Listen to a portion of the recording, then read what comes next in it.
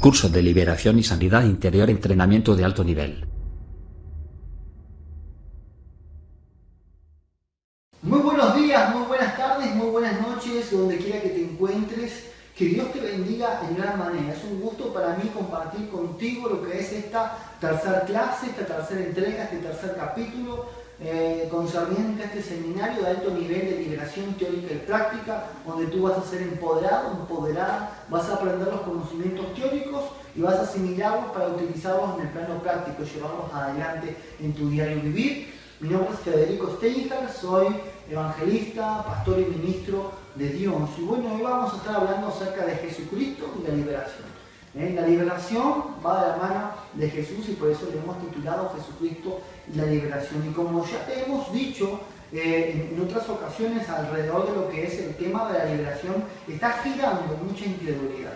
Hay mucha incredulidad, hay mucho desconocimiento y hay un gran escepticismo. La gente no está creyendo que los demonios son reales, ¿ok? Y entonces, por esto algunas personas creen y algunas personas están creyendo que no existen sustentos bíblicos para demostrar los demonios en la actualidad. Hay personas que dicen que no hay pruebas contundentes para sustentar y demostrar que hay personas que pueden estar bajo opresión espiritual, que pueden estar poseídas por espíritus mundos. Y entonces esto contribuye a esa incredulidad, a ese escepticismo, a esa negativa y aún desde sectores cristianos. Hay sectores cristianos, hay parte del pueblo de Dios que está diciendo los demonios, eso fue una mala interpretación, eso fue cosa del pasado, Jesucristo ya los venció, eso ahora no existe, pero bueno, vamos a ver las bases bíblicas, lo que la palabra nos enseña, y por eso hoy queremos juntamente contigo poder estudiar, escudriñar, profundizar en la palabra del Señor, y vamos a estar considerando 6 ejemplos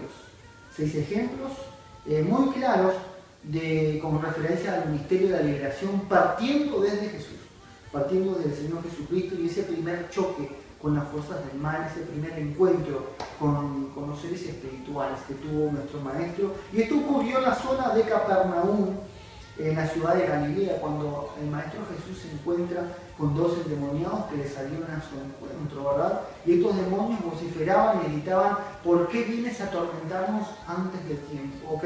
Cuando el Señor les reprendía en su nombre. Y eso lo vamos a encontrar en Mateo, capítulo 8, versículos del 28 al 32.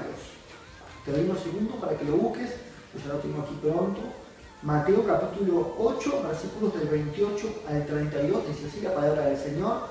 Cuando llegó a la otra orilla, a la tierra de los Gadarenos, vinieron a su encuentro 2 endemoniados que salían de los sepulcros, feroces en gran manera, tanto que nadie podía pasar por aquel camino. Mira, cuando están los demonios moviéndose, la gente no quiere ni pasar por ahí. Ese es un síntoma, donde hay demonios operando, la gente no quiere ni pasar por ahí. Y dice, y clamaron diciendo: ¿qué tienes con nosotros, Jesús, Hijo de Dios? ¿Has venido acá para atormentarnos antes del tiempo? Y ahí cuenta el relato que había un hato de cerdos que estaban allí, ¿verdad?, comiendo su comida, y los demonios vieron a los cerdos y le dijeron: Jesús, tú nos vas a echar fuera de estas personas, permítenos que entremos en esos cerdos. Y Jesucristo realmente se los permitió. Dice, él les dijo: id. Y ellos salieron y se fueron a aquel hato de cerdos, y aquí todo el hato de cerdos se precipitó en el mar por un despeñadero y perecieron en las aguas. Ese fue el primer encuentro que tenemos registrado en la palabra de Dios, por el cual Jesucristo tuvo una confrontación, un encuentro cara a cara con 2 personas que se encontraban atormentadas, poseídas por espíritus inmundos. Entonces, según lo que hemos leído, según este capítulo de Mateo, estos versículos, podemos entender que la posesión demoníaca no es un cuento, no es una ficción, no es algo que se inventaron, es algo real. Habían 2 personas que estaban bajo influencia espiritual, y ese encuentro que se dio con Jesús fue tremendamente real. Y por la naturaleza de estos seres espirituales, por la naturaleza de los demonios y por su origen, ellos son incorpóreos. ¿Qué significa que son incorpóreos? Es que ellos no tienen un cuerpo físico. Los demonios son seres espirituales incorpóreos que no poseen un cuerpo físico y por eso necesitan de uno para poder valerse para poder habitar y valerse de sus fechorías y para poder tener contacto con el mundo, con el mundo natural o con el mundo que nosotros los seres humanos vivimos, y ellos poder así controlar a su antojo a las personas en las cuales operan, en las cuales habitan. Ok, vamos al primer punto y al primer ejemplo, tomando como referencia siempre a Jesús. Bueno, el primer punto es la misión de los 12. ¿Ok? La misión de los 12. Si estás tomando nota, pon ahí la misión de los 12. Si el ministerio de liberación no tuviese bases bíblicas, como algunos cristianos dicen por ahí, ¿ok? Están sosteniendo, el Señor nunca hubiese comisionado a sus 12 discípulos a que echaran fuera demonios. El Señor Jesús nunca hubiese comisionado a sus discípulos para que echaran fuera los demonios y para que sanaran a los enfermos. Los evangelios concuerdan que a los discípulos de Cristo se les entregó poder y autoridad para expulsar a los demonios de las personas y de los seres humanos. Y eso lo tenemos registrado en el libro de Mateo, capítulo 10, versículos del 5 al 8. Así que vamos, Mateo capítulo 10, versículos del 5 al 8. A estos 12 envió Jesús. ¿Quién nos envió? Jesucristo. Y les dio instrucciones diciendo: por camino de gentiles no vayáis, y en ciudades samaritanas no entréis, sino ir antes a las ovejas perdidas de la casa de Israel, y yendo, predicar diciendo: el reino de los cielos se ha acercado. Versículo 8.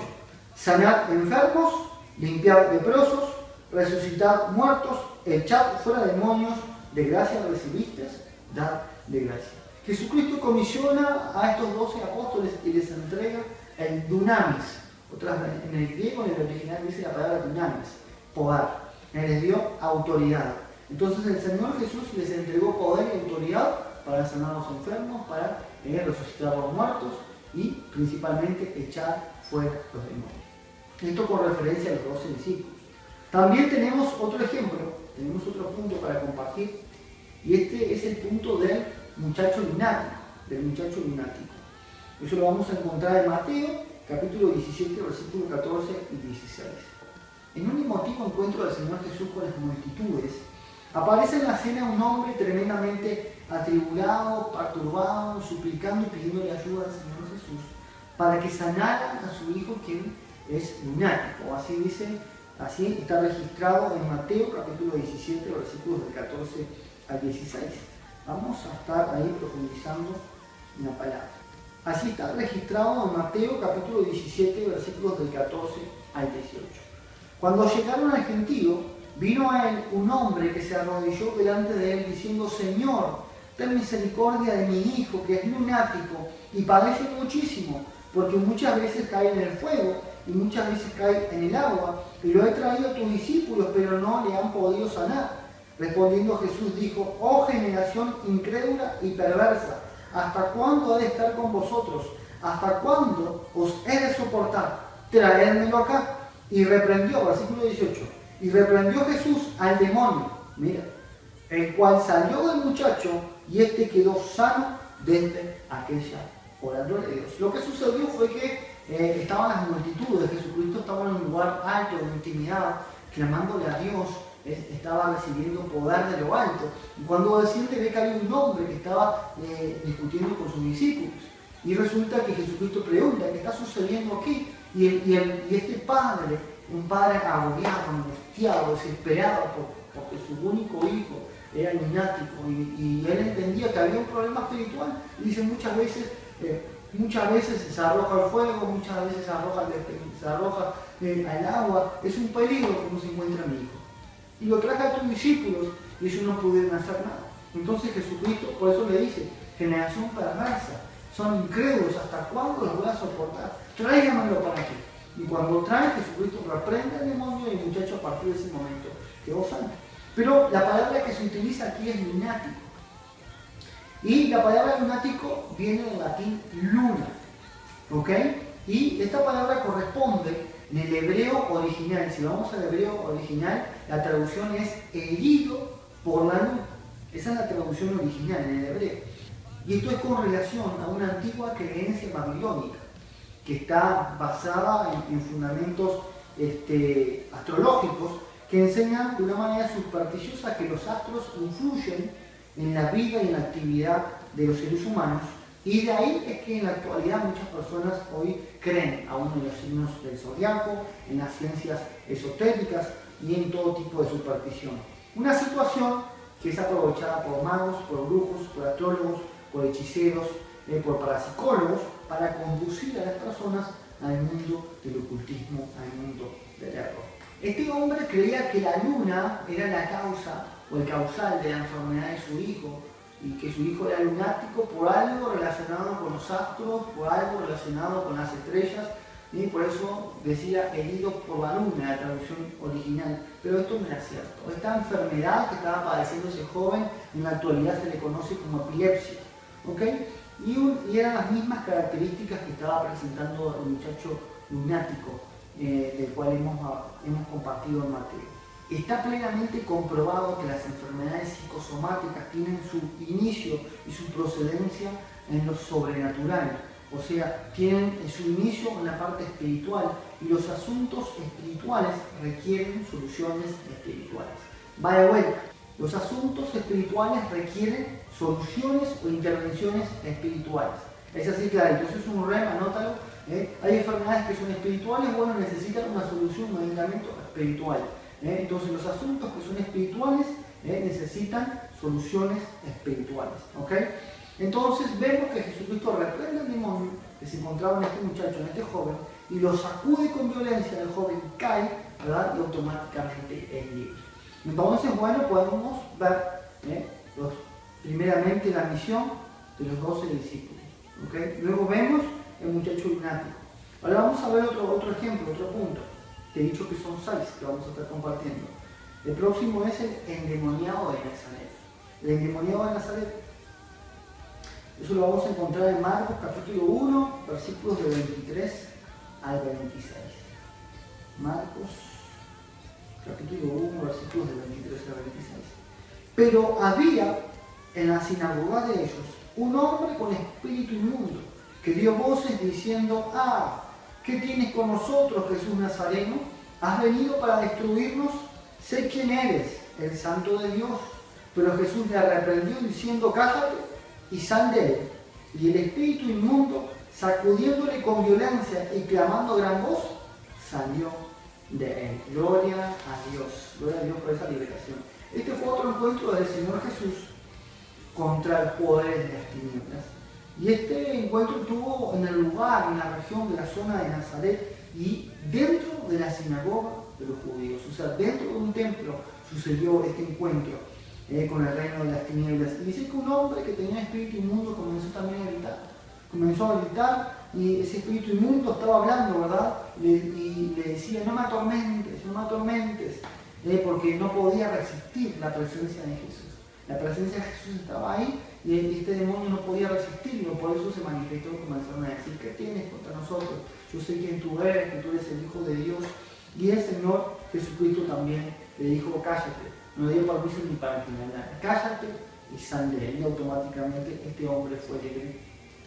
Personas como este hombre que te he compartido de Marcos capítulo 1 versículo 23, personas como este hombre de Nazaret que se encontraba dentro de una sinagoga, es muy común.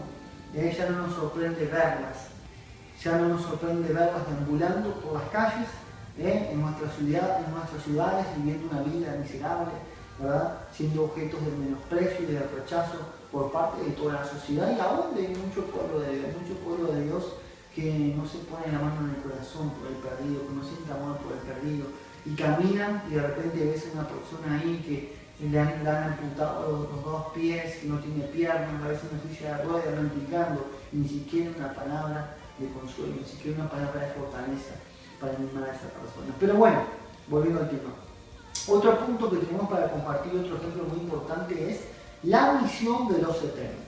La misión de los 70. Cuando el Señor Jesucristo envió a 70 hombres de 2 en 2, los envió a predicar, les dio las instrucciones también para que sanaran a los enfermos, para que resucitaran muertos y para que echaran fuera demonios. Y ahí lo vamos a ver claramente en Lucas, en el capítulo 10, versículo 19, dice así la palabra del Señor: volvieron los 70 con gozo diciendo: Señor, a unos demonios se nos sujetan en tu nombre, y les dijo, yo veía a Satanás caer del cielo como un rayo. He aquí os doy potestad de hollar, o sea, pisotear, serpientes y escorpiones, y sobre toda fuerza del enemigo, y nada os dañará. Impresionante. Entonces, la acción de echar fuera demonios dio alegría, dio gozo.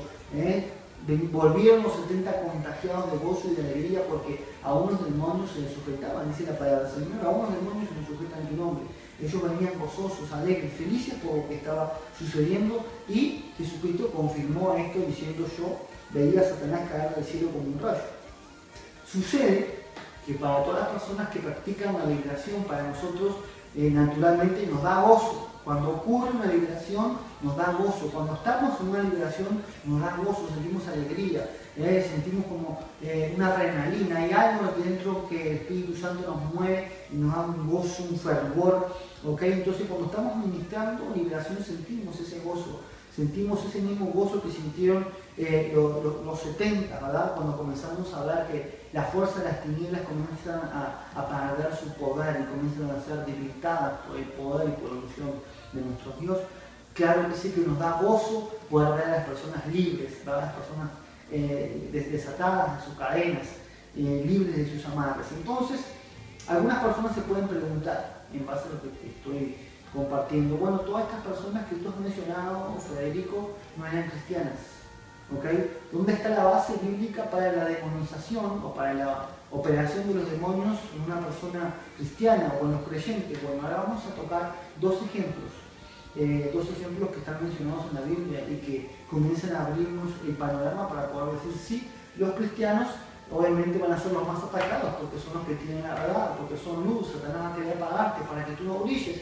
Dice la palabra que somos la sal de la tierra y la luz de la tierra. Y si eres luz y el enemigo es tiniebla, el enemigo va a querer que tú te vuelvas tiniebla, que tu luz se apague, que tú no brilles.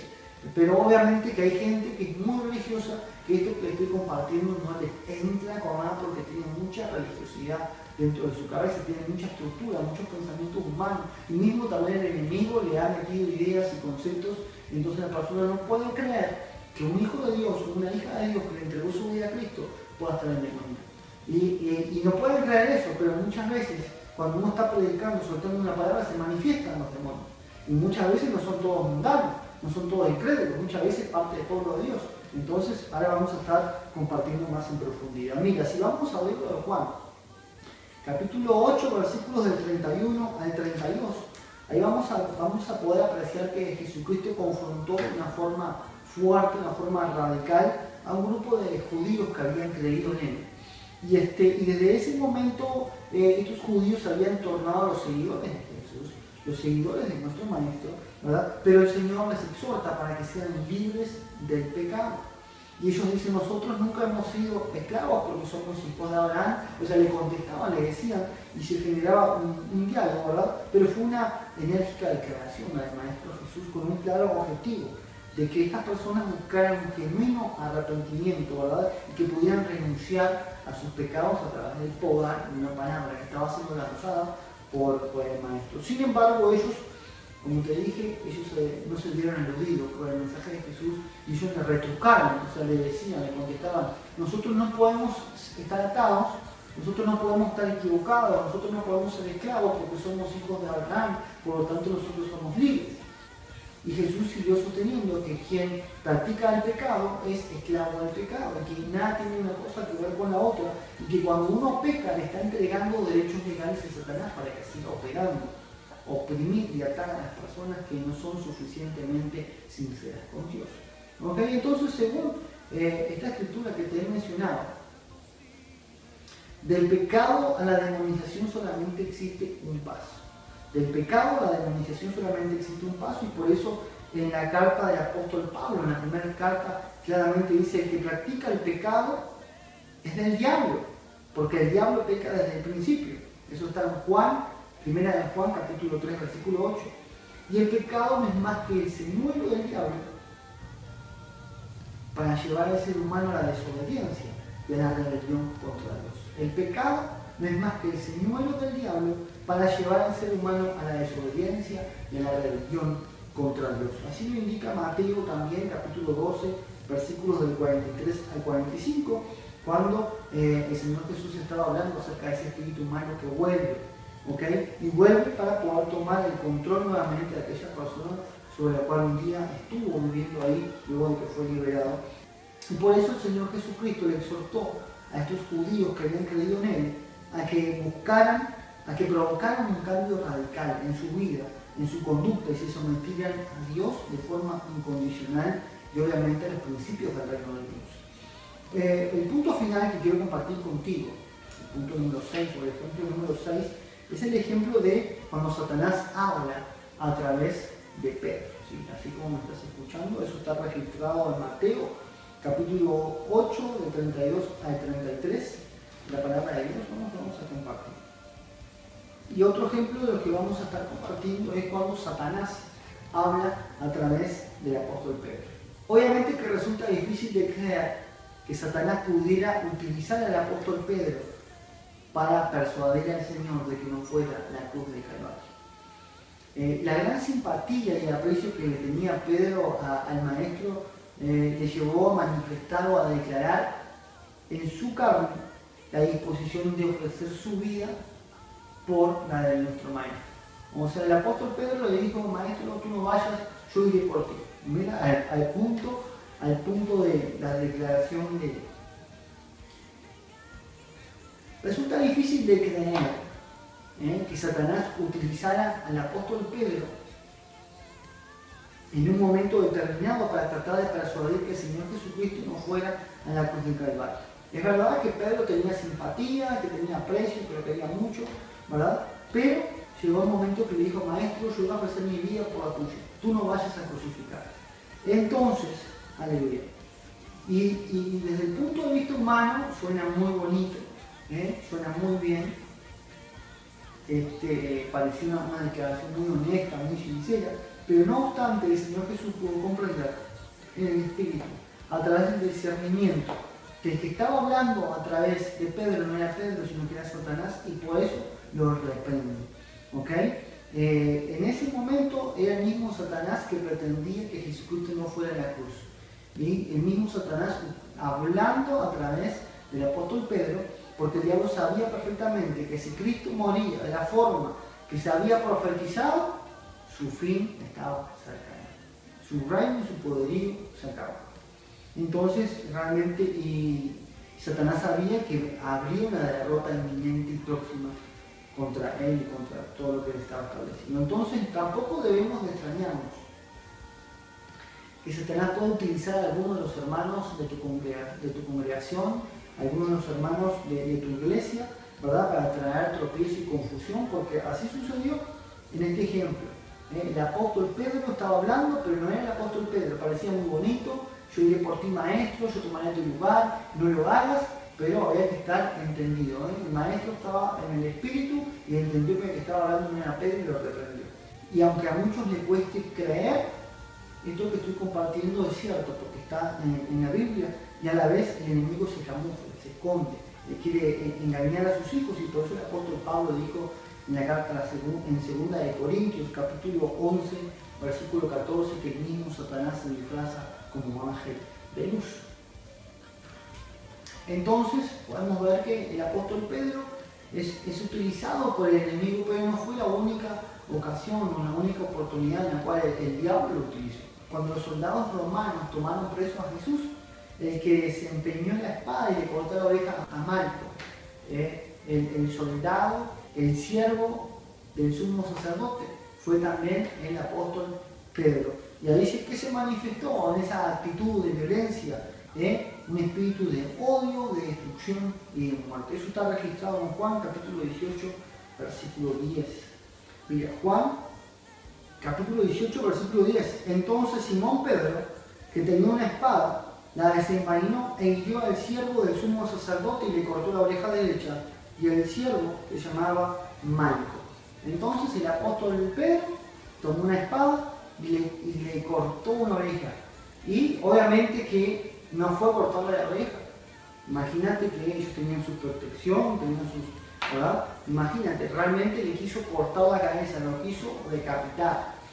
Imagínate, vemos a un seguidor de Jesús haciendo justicia por mano propia, y si no hubiera sido por la intervención de Jesucristo, el apóstol Pedro lo hubiera cortado la cabeza, lo hubiera degollado, lo hubiera decapitado al siervo del sumo sacerdote. Entonces, imagínate por un momento que hubiera pasado si realmente Pedro hubiera cumplido su objetivo de cortarle la cabeza al siervo del sumo sacerdote. Sería realmente trágico, ¿verdad? Sería realmente trágico. Imagínate al otro día salir en los noticieros, en los diarios de aquella época: seguidor del Nazareno, seguidor de Jesucristo, le corta la cabeza al siervo del sumo sacerdote. Sin lugar a dudas eso no hubiera contribuido, sino que hubiera sido echarle más leña al fuego. Si la situación estaba candente, si la situación estaba difícil, esto era lo que faltaba. Ahora te voy a hacer una pregunta: ¿tú crees que pueden existir cristianos hoy en día con las mismas características, como por ejemplo lo que le pasó a Pedro, que no tenía un temperamento controlado por el Espíritu Santo? Podemos ver un Pedro hablando cosas que no tenía que hablar, diciendo cosas que no tenía que hablar, prestando su boca para cosas que no bendecían, que no edificaban, y luego no solamente hablando, sino accionando. Yo creo que cada vez que todo hijo de Dios o hija de Dios comienza a hablar algo que no conviene, algo que no edifica, si sea un muslo, un chusmerío, realmente se está dejando usar por Satanás y por los demonios. Todo lo que tiene que ver con los demonios se está manifestando hoy. Entonces, obviamente hay en la actualidad hay muchas personas que están siendo movidas por espíritus inmundos. Hay espíritus inmundos, demonios que están dirigiendo a las personas. Puede ser ira, mal carácter, odio, resentimiento, amargura, enojo, gritería, maldiciones proferidas, gente que maldice, que insulta, que blasfema. ¿Okay? Entonces realmente es necesario que estas personas se sometan a un proceso de liberación y de sanidad interior. Entonces, esto que te he compartido y muchas otras cosas más son puertas abiertas para que la actividad demoníaca sea propicia, para que la actividad demoníaca se manifieste y se intensifique en la vida de las personas. Mi primera experiencia en el campo de la liberación fue hace muchos años atrás, y el Espíritu Santo me dio testimonio de que había una joven que estaba endemoniada. Yo, sin saber, el día anterior esta joven se había querido suicidar, y cae su hermano, cae con esta muchacha, y justamente nos encontrábamos tres personas ahí en mi casa, y dije, bueno, vamos a hacer un culto casero, un culto express, vamos a alabar a Dios. Y comenzamos, a cantar unos coros, a alabar al Señor, y en un momento dije, bueno, vamos a compartir la palabra, y vamos a compartir Apocalipsis. Y comenzamos a compartir Apocalipsis, y a la cuarta palabra de Apocalipsis se manifestó la muchacha. Y la única autoridad en ese momento, aunque yo solamente creo que era el líder de jóvenes en ese entonces, era yo que estaba al frente, era yo el que era más cristiano más tiempo, era en mi casa, y todos me miraron a mí: ¿qué hacemos aquí, Federico? Vamos a ver para adelante. Y comenzamos con la administración de liberación. Ese fue mi primer contacto con el Espíritu Inmundo realmente. Y fíjate que fue tremendo. Comenzamos a eso de antes de las 6 de la tarde, administrado la liberación, y concluimos a las 3 de la mañana. Esa fue mi primera liberación. Fue en el living de mi casa, y te puedo decir, terminaba transpirando, sudando, la gota gorda. Realmente fue tremendo. Y era una joven que quizás tendría 17 años de edad, y su hermano como de 30 años, grande, y otras personas no la podían contener, no la podían sujetar porque tenía una fuerza sobrenatural. Y yo la dejo libre, y ahí puedo compartirte lo que te decía al principio, que cuando existe la liberación, cuando la persona es libre, uno siente ese grito de guerra, ese grito de victoria, que sale desde adentro. Sí, vencimos. En el nombre de Jesús, eso es realmente maravilloso. Muy bien, se largó el agua. Espero que no influya en cuanto al tema del sonido, pero bueno. Y esta joven de la cual te estaba compartiendo, era una joven que había entregado su vida a Cristo, era una joven cristiana, ¿verdad? Y ella quizás había abierto puertas, o había ataduras o maldiciones del pasado, y justamente eso era lo que le habían llevado a que tuviera un doble ánimo, a que tuviera desánimo, a que entrara en depresión, a que quisiera quitarse la vida. Y de Dios, la muchacha fue libre, hoy es madre de 2 niños, realizó su vida. Y ejemplos así podría poner unos cuantos, varios ejemplos acerca de lo que es la liberación. Pero bueno, así como esta joven y así como los ejemplos que hemos compartido en la Biblia, podemos encontrar personas que están en la iglesia, pero aún se encuentran bajo influencias espirituales, se encuentran bajo opresión demoníaca, bajo ataques espirituales. Y obviamente que quizás años atrás yo no tendría las respuestas para toda esta serie de acontecimientos, ¿verdad? O serie de preguntas que se pueden formular. Yo en ese momento no sabía que me estaba enfrentando a un fenómeno espiritual, pero obviamente que hoy puedo entender que el mundo espiritual es cosa seria. Hay un mundo real, natural, que es el que nosotros vemos, y hay un mundo que es más real que el que nosotros estamos viendo, porque por él fueron hechas todas las cosas, que es el mundo espiritual. En el mundo espiritual, por eso cuando Elías se encontraba con Gehazi, con su criado, dice: Dios abre los ojos para que vean. Muchas veces Dios tiene que abrir nuestros ojos, tiene que abrir nuestra visión para que podamos ver y entender que hay fenómenos y situaciones que están sucediendo en nuestro entorno que nada tienen que ver con lo natural, sino con lo espiritual. Pero como te dije al principio, para problemas espirituales, soluciones espirituales. Amén. Bueno, vamos a estar orando. Bueno, antes de concluir, quiero orar por tu vida. Y quiero que sepas que a través de Jesucristo y solo a través de Él podemos obtener una plena y verdadera libertad. Solamente a través de Jesucristo. Quiero animarte a que allí donde te encuentres cierres tus ojos por un momento. Vamos a orar. Vamos a pedirle a Dios que el Señor nos esté mostrando a través del Espíritu Santo en qué áreas estamos siendo atacados, somos vulnerables, somos susceptibles a las influencias espirituales de las trampas del enemigo. En el nombre de Jesús. Bendito Dios y Padre Celestial, en esta hora te damos gracias.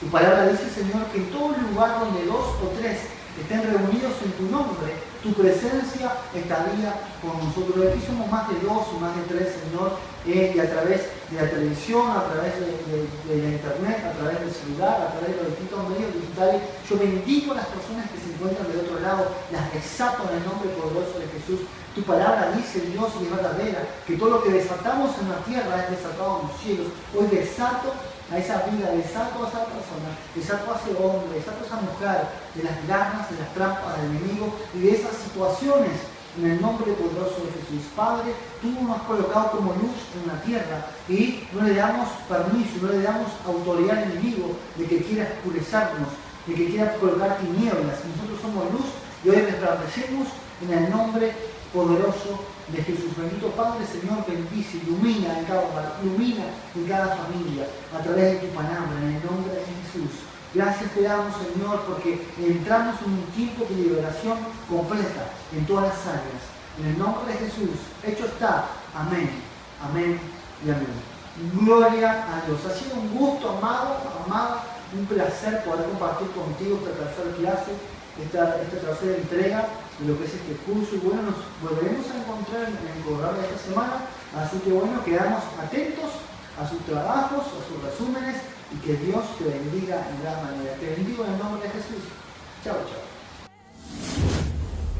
Curso de liberación y sanidad interior, entrenamiento de alto nivel.